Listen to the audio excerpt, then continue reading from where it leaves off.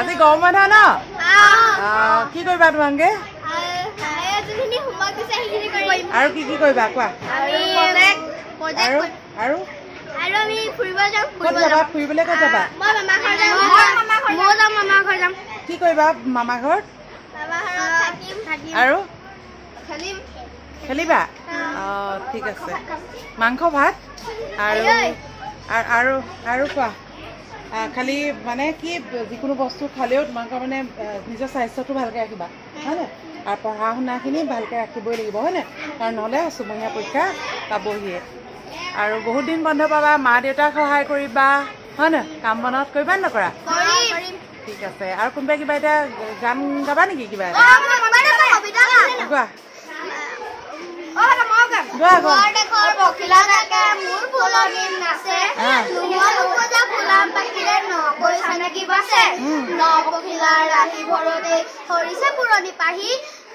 নতুন কলিৰ মুকুহি অৰিছে মুখত মিচিকি হাঁহি ৰৈ ৰৈ ৰিবি পোহৰ পখিলা ৰৈ ৰৈ উৰিবি তই